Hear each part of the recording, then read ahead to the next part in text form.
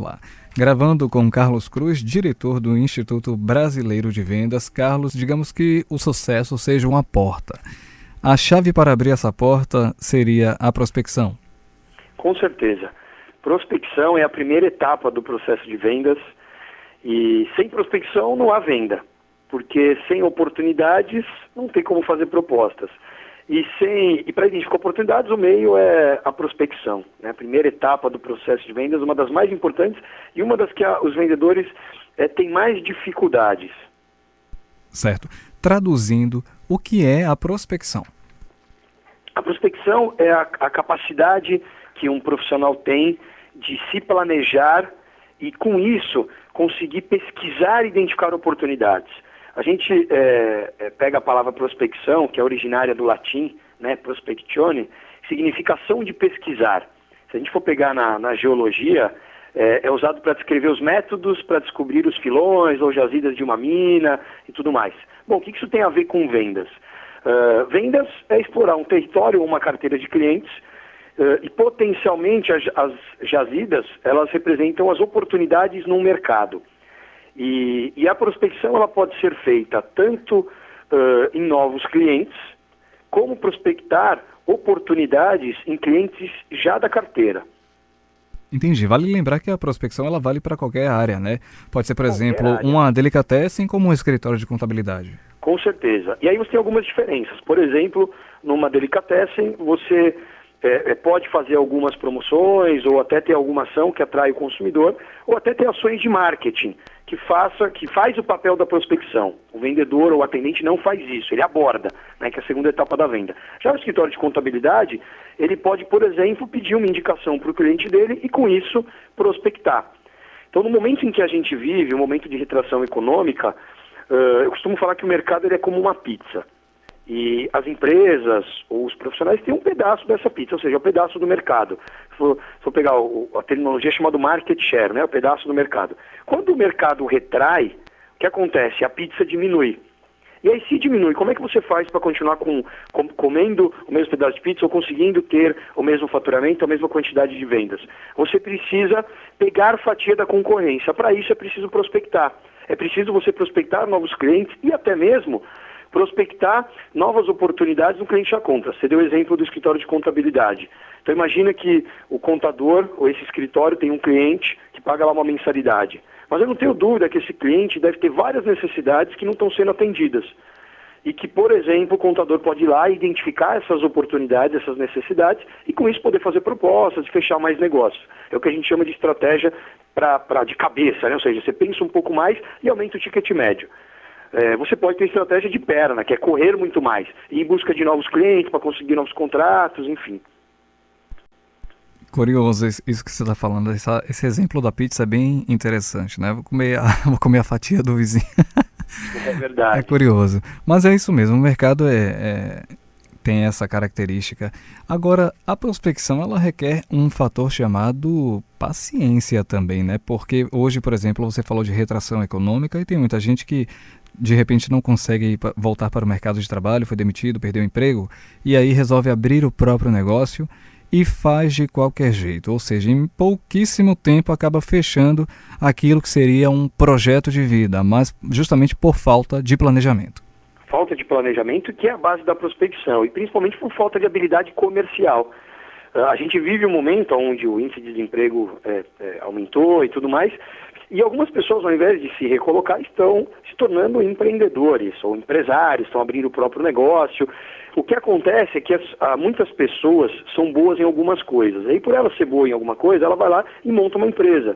Mas, muitas vezes, ele conhece tecnicamente daquele produto ou daquele negócio. Em alguns casos, nem conhece.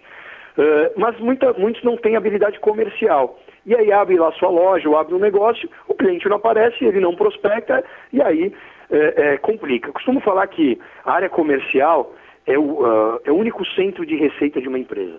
Todas as outras áreas são centro de custo.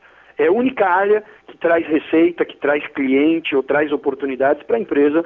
Não adianta você ter o melhor produto, o melhor serviço, se isso não chega até o consumidor, ou não chega até o cliente, no caso de uma venda B2B, né, uma empresa que vende para outra.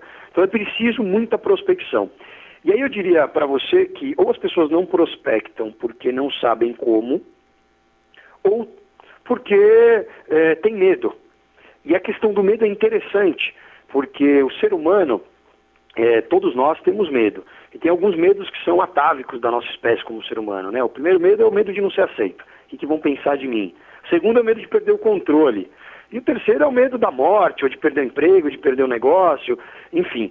E as pessoas, elas têm medo muitas vezes do não, da rejeição. E aí muitas pessoas não prospectam porque têm medo. Medo de chegar lá e se não der certo. E aí as pessoas ficam, né, correndo atrás do próprio rabo e tudo mais. E quando o mercado está aquecido, a demanda aumenta, as empresas conseguem buscar essa demanda, tem mais sucesso. Quando o mercado retrai, além de a demanda diminuir, é preciso criar a demanda. E aí, mais do que nunca, as empresas têm trabalhado para não só prospectar clientes novos, quanto mais oportunidades na carteira, né? Além de blindar a carteira de clientes, que também é importante nesse momento. Mas ter profissionais que nós chamamos de hunters, que são os caçadores. Quem são os caçadores? São aqueles profissionais que estão o tempo todo farejando oportunidades, tem o que a gente chama de mais tenacidade comercial, tem que ter muita disciplina para prospectar e além de ter um bom networking, né? Usar da rede de relacionamentos, inclusive tecnologia. Hoje você tem, né, desde de atividades que você pode fazer de marketing digital ou até mesmo a venda direta em casos de uma venda de uma indústria para outra indústria, dependendo de como for. Interessantíssimas as suas orientações, viu, Carlos? Tem alguma informação que você queira acrescentar? A dica que eu daria é não deixe para amanhã o que você pode fazer hoje. E prospecção, se quem está nos ouvindo não gosta de fazer, eu aprendi uma coisa, que em vendas ou para ter sucesso na vida a gente não faz só aquilo que a gente gosta.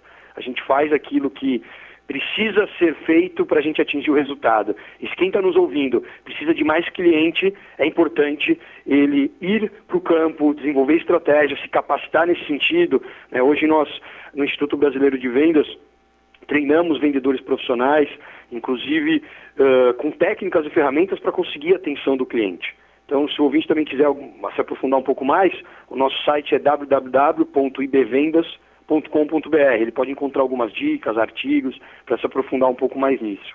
Só uma curiosidade, a pessoa que de repente já tenha aberto um negócio e vê que ele está meio mal das pernas, digamos assim, não está dando os resultados esperados, até porque também requer um prazo, né, para que o negócio comece a dar um retorno significativo, expressivo, etc. Nunca é tarde para ela fazer essa prospecção, né? Mesmo no meio do caminho ali, ela pode recuar um pouquinho ali, agora não, vamos acertar esses pontos aqui. E aí, por exemplo, a pessoa abriu uma loja, será que o local que ela abriu é um local adequado? Porque ali é a região, o mercado, né, a praça em que ela está atuando. O que as pessoas não podem fazer é justificar de, puxa, como eu abri um negócio agora, ele não vai dar certo no começo, então eu tenho que esperar mais algum tempo. Dependendo de quem for e do mercado, ou do segmento, até da capacidade de fluxo de caixa de investimento, a pessoa não sobrevive. Por isso, em pouco tempo, você consegue perceber o resultado e mais do que isso. Se o negócio está apontando para cima, opa, está tudo bem. Se ele está apontando para baixo ou ele não está evoluindo e precisa evoluir, tem alguma coisa errada. Então eu diria que, dependendo do negócio, você demora 2, 3 anos para recuperar o seu investimento. Uma franquia, por exemplo.